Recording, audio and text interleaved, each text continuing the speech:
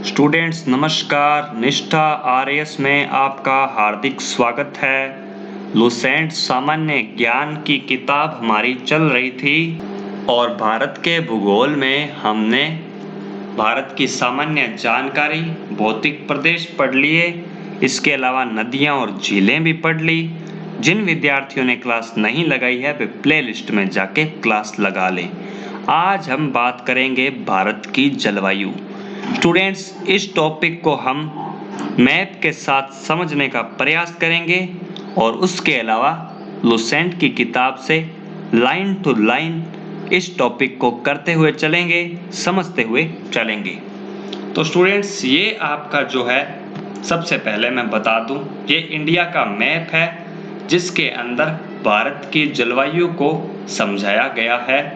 आपको मैं बता दूं कि जलवायु और मौसम में क्या डिफरेंस होता है। तो किसी क्षेत्र में लंबे समय तक जो मौसम की स्थिति होती है उसे उस स्थान की जलवायु कहते हैं।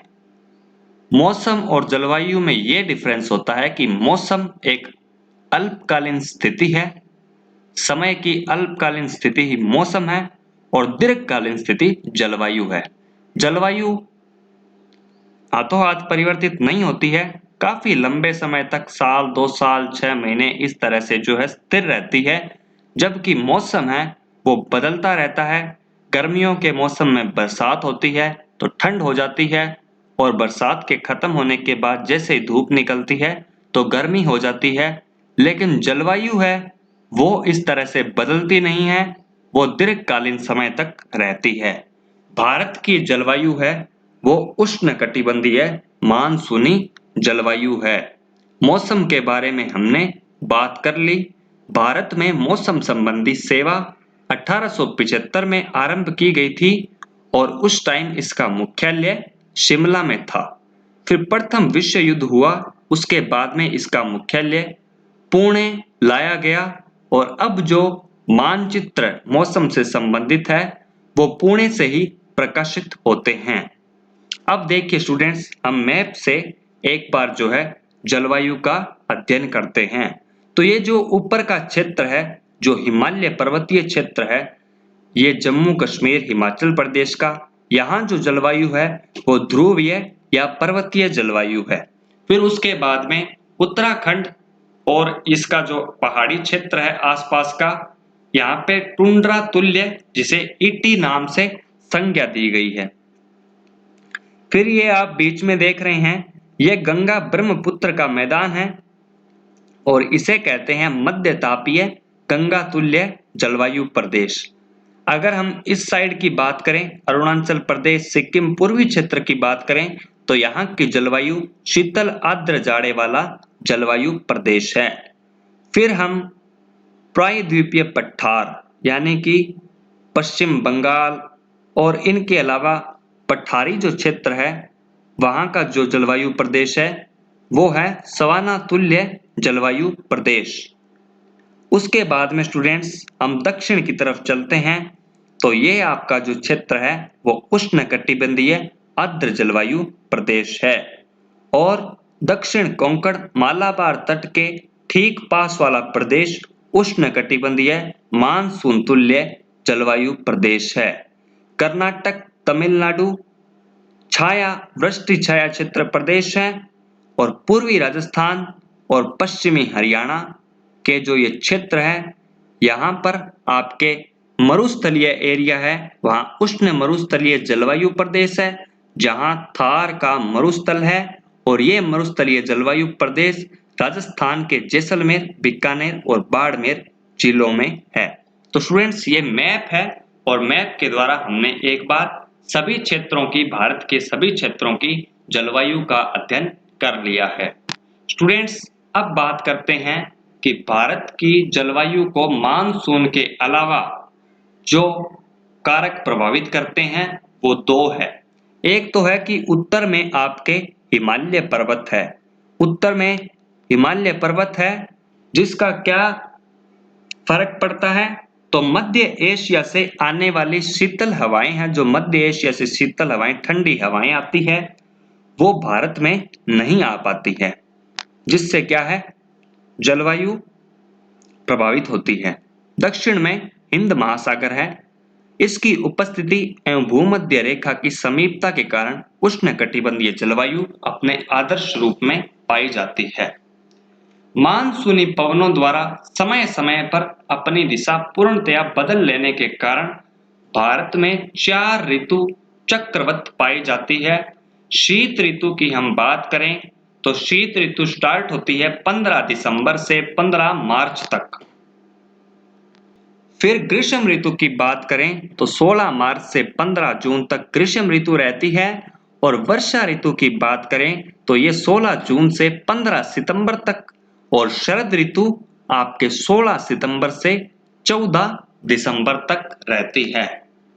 उसके बाद में स्टूडेंट्स बात करें तो उत्तरी भारत के मैदानी भागों में शीत ऋतु में वर्षा पश्चिमी विक्षोभ या जेट स्ट्रीम के कारण होती है। राजस्थान में इस वर्षा को मावट कहते हैं। क्वेश्चन पूछा जाता है कि उत्तर भारत के मैदानी भागों में जो शीत ऋतु में जो वर्षा होती है उसे क्या कहा जाता है, तो उसे मावट कहा जाता है। और ये किस कारण होती है, तो ये पश्चिमी विक्षोभ या जेट स्ट्रीम के कारण होती है। जाड़े के दिनों में यानी कि ठंड के दिनों में जनवरी फरवरी महीने में तमिलनाडु के तटों पर या कोरामंडल तट पर लौटती हुई मानसून या उत्तरी पूर्वी मानसून के कारण वर्षा होती है। ग्रीष्म ऋतु में असम एवं पश्चिम बंगाल राज्यों में तीव्र आर्द्र हवाएं चलने लगती है। आर्द्र यानी कि जिस हवा में नमी की मात्रा होती है, जिनसे गरज के साथ वर्षा हो जाती है। इन हवाओं को पूर्वी भारत में नॉर्वेस्टर, बंगाल में काल बैसाखी, कर्नाटक में चेरी ब्लास्ट और कॉफी वर्षा कहा जाता है। कॉफी वर्षा इसलिए क्योंकि ये कॉफी की कृषि के लिए लाभदायक होती है। आम की फसल के लिए लाभदायक होने के कारण इसे आम्र वर्षा कहते हैं। केरल में उत्तर पश्चिमी भारत के शुष्क भागों में ग्रीष्म ऋतु में चलने वाली गर्म एवं शुष्क हवाओं को लू कहा जाता है। वर्षा ऋतु की बात करें तो उत्तर पश्चिमी भारत और पाकिस्तान में उष्ण दाब का क्षेत्र बन जाता है, जिसे मानसून गर्त कहते हैं। इसी समय उत्तरी अंतः उष्ण अभिसरण उत्तर की ओर खिसकने लगती है, जिसके कारण विषुवत रेखीय पछुआ पवन एवं दक्षिणी गोलार्ध की दक्षिण पूर्वी वाणिज्यिक पवन विषुवत रेखा को पार कर फेरेल के नियम का अनुसरण करते हुए भारत में प्रवाहित होने लगती है, जिसे दक्षिण पश्चिम मानसून के नाम से जाना जाता है। आपको मैं बता दूं, जहां निम्न वायुदाब का क्षेत्र बनेगा, हवाएं हैं वो उच्च वायुदाब से निम्न वायुदाब की तरफ चलती है। तो जब निम्न वायुदाब की तरफ हवाएं चलेगी और वहां जब उच्च वायुदाब का क्षेत्र बन जाएगा,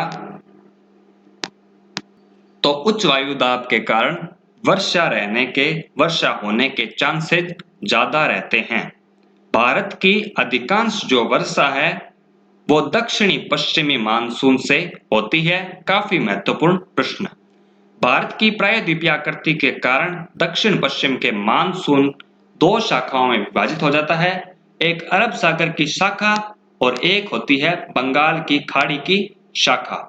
ये 2 शाखाओं में आपके जो है मानसून विभाजित हो जाता है।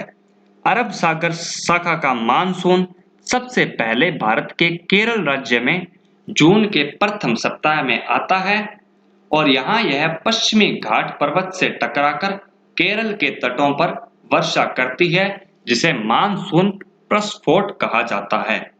गारो, खासी और जयंतिया पहाड़ियों पर बंगाल की खाड़ी से आने वाली हवाएं अधिक वर्षा लाती है। ये हवाएं यानी कि ये दक्षिण पश्चिम मानसून की शाखा है, जिसके कारण यहाँ स्थित मासिनराम मेघालय विश्व में सर्वाधिक वर्षा प्राप्त करने वाला स्थान है। बहुत ही इंपॉर्टेंट क्वेश्चन कि सर्वाधिक वर्षा किस क्षेत्र में होती है, तो मासिनराम मेघालय में होती है। और कितने सेंटीमीटर होती है, तो लगभग 1141 सेंटीमीटर यहाँ वर्षा होती है। मानसून की अरब सागर शाखा अधिक शक्तिशाली होती है इन दोनों शाखाओं में।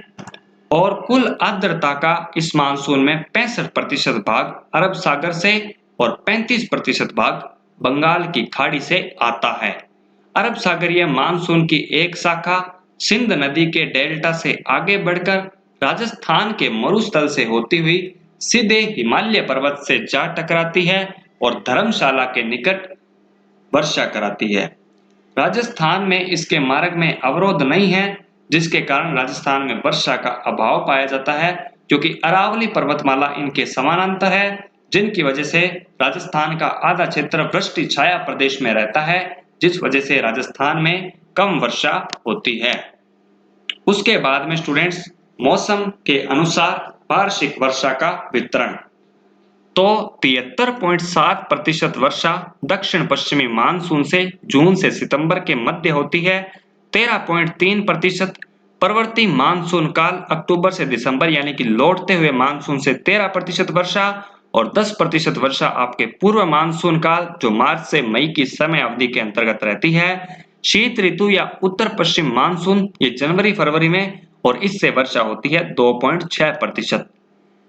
तमिलनाडु पश्चिमी घाट के पर्वत दृष्टि छाया क्षेत्र में पड़ता है, अतः यहाँ दक्षिण पश्चिमी मानसून द्वारा काफी कम वर्षा होती है।